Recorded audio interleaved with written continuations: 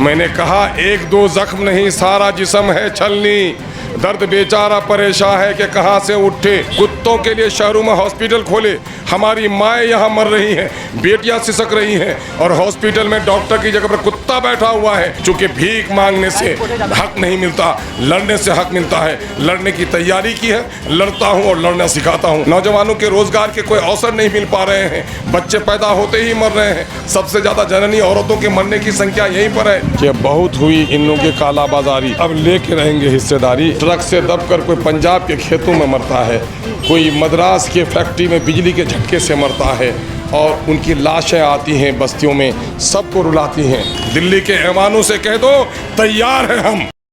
अख्तर साहब, आप यहाँ पे चुनावी कैंपेन कर रहे हैं, क्या रिस्पांस मिल रहा है लोगों का यहाँ पर? मैं चुनाव नहीं लड़ रहा हूँ, बल्कि सीमांचल की पूरी जनता, किशनगंज के नौजवान, किशनगंज के युवा, किशनगंज के किसान, किशनगंज की माएँ और बहनें, ये सब मिलकर इस वक्त चुनाव लड़ रही हैं। चूँकि सबको ये चाहते हैं कि बहुत हुई इन लोगों की कालाबाजारी, अब लेके रहेंगे हिस्सेदारी। इसलिए बहुत मैं मुतमईन हूँ।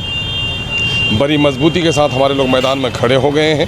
हम उम्मीद करते हैं कि अब की बार पतंग के निशान को कामयाबी मिलेगी और सीमांचल के हक़ व इंसाफ की लड़ाई लड़ने में हमें मदद मिलेगी। किन मुद्दों को लेकर आप जनता के बीच जा रहे हैं, थोड़ा समझाइए। अरे भाई, एक दो जख्म नहीं सारा जिस्म है छलनी, दर्द बेचारा परेशान है कि कहाँ से उठे। कोई एक मुद्दा हो तो कोई बात सही, या हज़ार मुद्दे हैं, सर तापा जख्म है। सबसे कम पढ़े लिखे लोग, सबसे कम स्कूल, सबसे कम स्कूल, सबसे कम हॉस्पिटल, सबसे कम हॉस्पिटल, सबसे कम पढ़े लिखे लोग, सबसे कम सरकारी नौकरी, सबसे ज़्यादा बीमार लोग, सबसे ज़्यादा बीमार लोग, सबसे ज़्यादा बेरोज़गार लोग।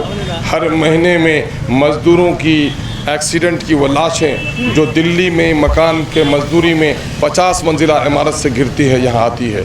ट्रक से दबकर कोई पंजाब के खेतों में मरता है, कोई मद्रास के फैक्ट्री में बिजली के झटके से मरता है और उनकी लाशें आती हैं बस्तियों में, सबको रुलाती हैं।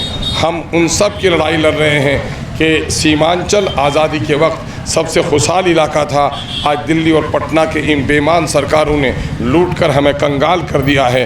हम जुल्म के ख़िलाफ़ इंसाफ की लड़ाई लड़ रहे हैं।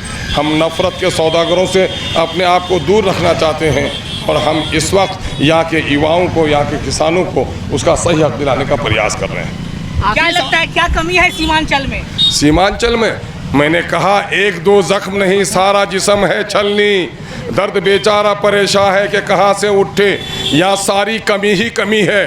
इन बेईमानों ने हमसे टैक्स के पैसे लिए, कुत्तों के लिए शहरों में हॉस्पिटल खोले, हमारी माएँ यहाँ मर रही हैं, बेटियाँ सिसक रही हैं और हॉस्पिटल में डॉक्टर की जगह पर कुत्ता बैठा हुआ है, हॉस्पिटल का दरवाज़ा बंद है और यहाँ पर बच्चों के लिए स्कूल नहीं है, नौजवानों के लिए रोज़गार नहीं है, किसानों को फसल की कीमत नहीं मिल पा रही है, नदियों के कटाव से बचाने का कोई प्रबंध न हो सका, नदियों पर पुल की तामीर नहीं हो सकी, नौजवानों के रोज़गार के कोई अवसर नहीं मिल पा रहे हैं, बच्चे पैदा होते ही मर रहे हैं। सबसे ज़्यादा जननी औरतों के मरने की संख्या यहीं पर है, सबसे ज़्यादा बीमार यहीं पर है।